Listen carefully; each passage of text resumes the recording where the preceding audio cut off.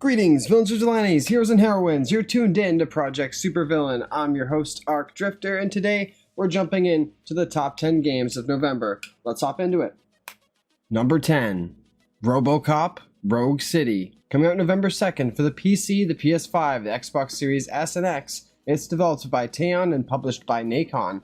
Hey, y'all, just so you know, there's a RoboCop game coming out. Yeah, this could be the first time you're hearing about it. You know why?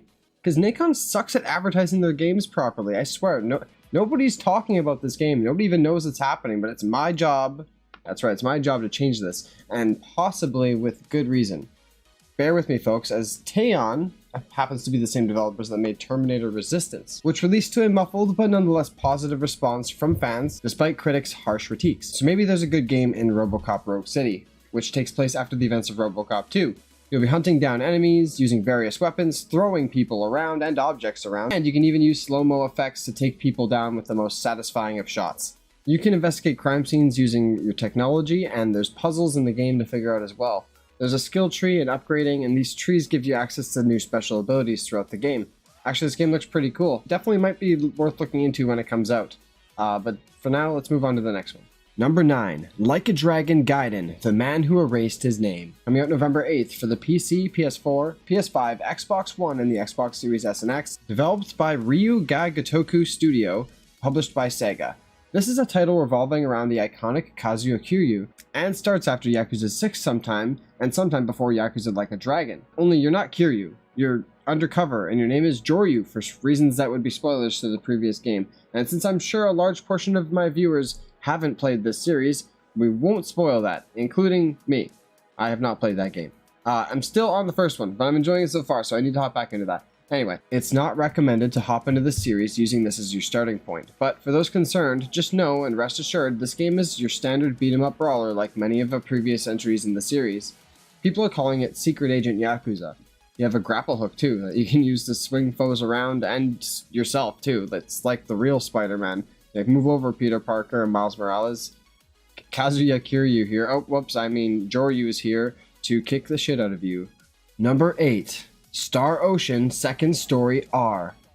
Coming out November 1st for the PC, PS4, PS5, and the Nintendo Switch. Developed and published by Square Enix, it's also developed by Tri-Ace and Gemdrops Inc. This is a remaster and seems to have taken inspiration from Octopath with the look of the game. It's known as one of the most beloved Star Ocean games in the series, so likely it will catch the eye of a good portion of the fanbase. It's said to feature quality of life improvements, which, yes, good. That's the bare fucking minimum with the remaster, Square. Thank you. The new 2.5D visual style is impressive to say the least, though, and longtime fans will probably appreciate the overhaul in that area. It has a dual protagonist system, and just so you guys know, if you're unfamiliar like I am, it's a turn-based RPG. It's definitely a beautiful yet niche-looking RPG saga, to say the least. The music has been completely remastered throughout, and some tracks even feature orchestra. Number 7, WarioWare Move It. Coming out November 3rd for the Nintendo Switch. Developed by Intelligent Systems and Nintendo, and published by Nintendo as well. This is a direct sequel to WarioWare Smooth Moves, and instead of a Wiimote, we've got the Joy-Cons, and the games featured are plentiful, more advanced, and a jungle theme for setting. Plenty of references to other Nintendo IPs will appear in the game as well, and there will be co-op mini-games and up to 4-player local multiplayer, but looks like when you're playing 4-player you have the single Joy-Con only. Claims to have over 200 mini-games, but will likely have more than 205, which is what its predecessor had. This game looks really fun, and if you're not familiar with WarioWare, it's basically just like a bunch of mini-games happening really fast. You have to do them really quickly. But yeah, it's a really fun, frantic game, and Wario's usually really funny in the background too. So, number 6, Granblue Fantasy Versus Rising. Expect this release on November 30th for the PC, PS4, and the PS5, developed by Arc Systems Works and developed and published by Cygames. Actually, it's kind of more like the main story returns, and they've added a bunch of new stuff to it. And while it's only been 2 years since Granblue Fantasy Versus was released, we're already being hit with another one, making this year a really stacked year for fighting games. It features more effects and more flash. There are ultimate skills introduced this time around, and they're basically like more powerful plus skills. There is a slight graphical overhaul indeed, and one of the biggest changes is the addition of a minigame mode. Looks like a Fall Guys ripoff in a way, but really, it's just more content for you to enjoy this time around. The game will feature the entire cast of Granblue Fantasy Versus and all of the DLC, And on top of that, there's going to be 4 new characters in Anila, Siegfried, Nier, and Grimnir. All in all, Grand Blue is a series I've been meaning to check out for a while now, and I hope I'm fortunate enough to get to sometime soon. Number 5, Tales of Arise Beyond the Dawn DLC. Coming out November 9th for the PC, PS4, PS5, Xbox One, Xbox Series S and X, and it's developed and published by Bandai Namco. Despite claims that they wouldn't be doing DLC, here we are with DLC. The extra content gives you bonuses. This extra content will give you bonuses based on where you are in the story. I recommend looking into that if you're concerned about that, but it says that it's recommended to beat the main story before you play this anyway, so I would just beat it and then go back to that. When you start the DLC, it's notable to mention that you will be swapped to an adjusted version of your current party, meaning every different player will be going into this at equal footing. It's kind of an interesting choice if you ask me, kind of weird. I'm not too sure why. They don't want you to be scaled a certain way, I guess. I couldn't exactly tell you why they're doing this, but yeah, anyways, this is coming out November 9th. Don't miss it. Number 4, Naruto x Boruto Ultimate Ninja Storm Connections. Coming out November 17th for the PC, PS4, PS5, Xbox One, Xbox Series S and X, and the Nintendo Switch. It's developed by CyberConnect 2 and published by Bandai Namco. You can play through the entire Naruto story with updated graphics, and on top of that, you'll also get to play a new exclusive to the game storyline featuring Boruto and co. It promises an improved battle system and the largest roster to date of over 130 characters that can interact with each other mid-fight. Cutscenes feature interactability with QuickTime events that can change what happens in the story as well. All in all, it looks like a good time, and I'm genuinely interested in this one. I don't even watch Boruto. I've been a fan of Naruto for a while, but never got into that Boruto, so maybe this is the way to do so. But definitely check this out if you're a fan of Naruto or Boruto, if you're just a fan of the fighting game series, because this seems to be the best version of it so far. I haven't played one of these games in a long time, but I'd be willing to pick it up again just to see what's new in it, and just to see how much cool new content has been added to the game over time. Number 3, Call of Duty Modern Warfare 3. Coming out November 10th for the PC, PS4, PS5, Xbox One, and the Xbox Series S and X. It's developed by Sledgehammer Games and Infinity Ward and published by Activision. COD returns yet again, despite saying earlier that they were going to ride out Modern Warfare 2 for a couple of years. They went back on that, and I guess when Modern Warfare 2 underperformed, so now here we are with Modern Warfare 3. This one promises a campaign, multiplayer, Warzone of course gets new additions, and the addition of the Zombies mode to this as well.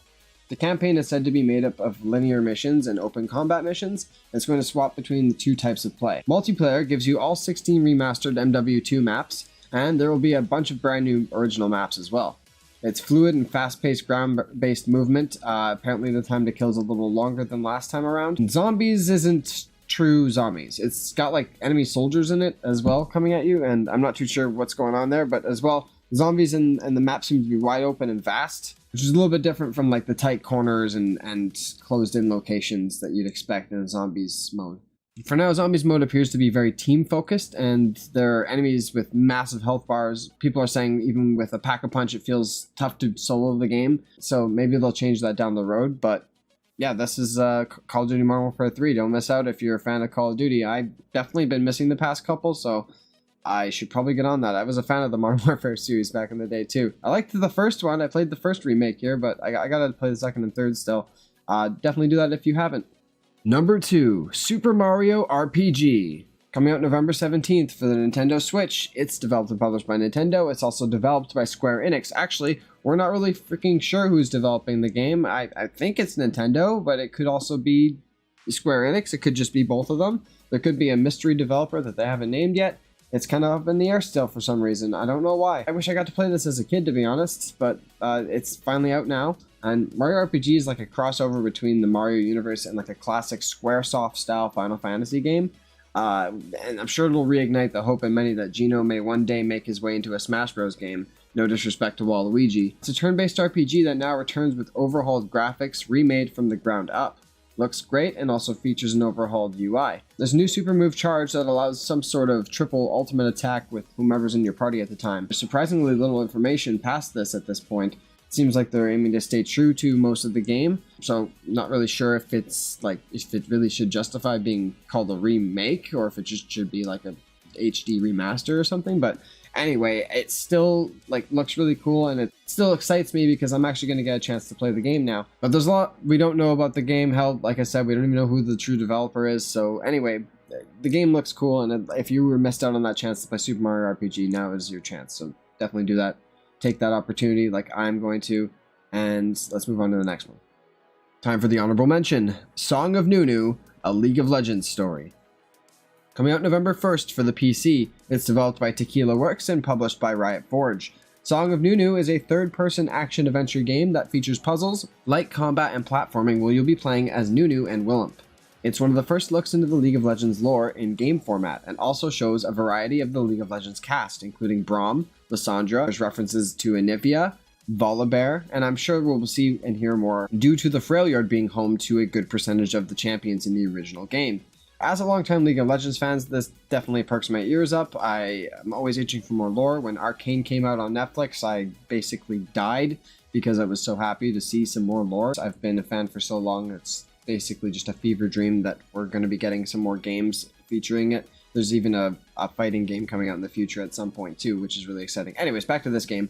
In combat, you fight as Willump, and it seems Nunu will be the one solving the puzzles. On top of this, there's a fun-looking sliding sections that have you cruising downhill at top speed. Looks really cool, but honestly, I gotta say, the game does give me a little bit of concern. It looks a little rough around the edges in some areas. The footage I've seen here kind of shows a little bit of work that might need to be done. One last thing is this game also features like some climbing sections and is chock full of wholesome events and interactions between the two heroes. So at the very least, we might have a fun little thing of lore here. Even if the game isn't very good, it might be cool just to see the interactions between all the champions that we've grown to love so far. Number 1, Persona 5 Tactica. Coming out November 17th for the PC, PS4, PS5, Xbox One, Xbox Series S and X, and the Nintendo Switch. It's developed by Atlus and P Studio and published by Sega. Oh boy, the Phantom Thieves return. I can't wait. The Persona 5 is one of my favorite JRPGs of all time, so any chance I have to hop back into the welcoming world of Persona, I jump on that. And that being said, this game takes a different spin once again on the series, similarly to the Dynasty Warrior style crossover that was Persona 5 Strikers. Alternatively, we are getting an XCOM / Mario Rabbids style Persona 5 this time. It features a new character named Irina, and she uses a flag staff as a melee weapon and some sort of pistol as a ranged weapon. It takes place just before the events of Strikers apparently, and just after Persona 5. It's a tactical RPG, and combat takes place in a grid-like system where you can use personas, melee weapons, and guns, and it's turn-based. You can do all-out attacks that have been redubbed as triple attacks, because I think you only get 3 people in your party at a time. And I don't think there will be romance in this one, similarly to Strikers. I'm not sure if there is any free roam system either, but Persona 5 has its talons in me, and I'll be checking this one out regardless. Honestly, that's a pretty stacked month for November. Still some really solid releases to check out, some big AAA hits, and I'm definitely excited for a good chunk of them there. So honestly, if you enjoyed the video, I really appreciate any support. If you hit the subscribe button, that helps out a lot. Keeps you notified when we go live again if you hit that notification bell as well. And if you want to, you can, hit that like button. Helps us out in the algorithm, I'm sure. Comment if you think I missed any games. Let us know which ones you would have put at number 1. And if you'd like to support us any further, make sure you check out our links down below to all of our other socials. You can find streams on Twitch every Sunday. We're always playing something different and welcoming new friends, and we'd love to see you there. But that being said, that's going to be it for today's video, so thanks for joining, thanks for watching, and Project Dismissed. Peace out.